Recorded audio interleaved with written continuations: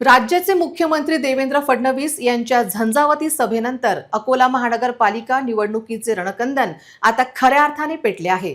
अकोल्याचा प्रभाग क्रमांक 3 हा भाजपचा अभेद्य गड मानला जातो। यावेळेस भाजपने अनुभवाची शिदोरी आणि तरुण रक्ताचा उत्साह यांचा सुवर्ण मध्य साधत एक मजबूत पॅनल मैदानात उतरवले असून मतदारांचा मिळणारा प्रतिसाद पाहता विजयाची खात्री अधिक गडद झाली आहे।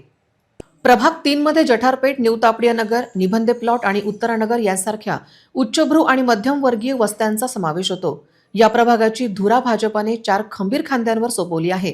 सागर शेगोकार म्हणजे विकासाची दूरदृष्टी असलेले आणि जनमानसात खोलवर रुजलेले अनुभवी नेतृत्व म्हणून पुन्हा एकदा निवडणुकीच्या रिंगणात आहेत। व्यवसायाने इंजिनियर असलेले प्रशांत जोशी तांत्रिक दृष्टिकोन आणि शिस्तबद्ध कार्यप्रणालीसह पहिल्यांदाच आपले नशीब आजमावत आहेत। भाजपचा एक आश्वासक आणि युवा चेहरा म्हणून नीतू जगताप मतदारांच्या पसंतीस उतरत आहेत। शशिकला सतीश काळे पक्षाच्या अधिकृत उमेदवार म्हणून त्या प्रथमच निवडणूक लढवत आहेत। त्यांच्या साधेपणामुळे महिला मतदारांचा त्यांना मोठा आधार मिळत आहे। हे चारही शिलेदार एकजुटीने प्रभागाच्या कानाकोपऱ्यात पोहोचत आहेत। सोमवारी उत्तरा कॉलनीत घरोघरी जाऊन त्यांनी संवाद साधला, तर मंगळवारी निबंधे प्लॉट परिसरात मतदारांच्या गाठीभेटी घेतल्या।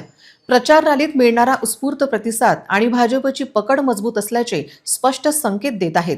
अकोला पूर्वचे आमदार रणधीरभाऊ सावरकर यांच्या माध्यमातून हद्दवाडीच्या भागातून झालेली विकास कामे आणि माजी नगरसेविका गीतांजली शेगोकार, बबलू जगताप, हरीश काळे त्यांनी सातत्याने जनसेवेसाठी दिलेला वेळ हीच या पॅनलची सर्वात मोठी ताकद ठरत आहे।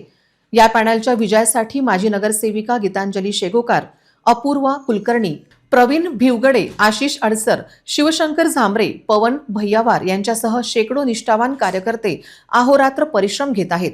विकासाच्या मुद्द्यावर फक्त भाजप असा निर्धार व्यक्त करत प्रभाग 3 मध्ये पुन्हा एकदा कमळ फुलवण्यासाठी कार्यकर्त्यांनी कंबर कसली आहे।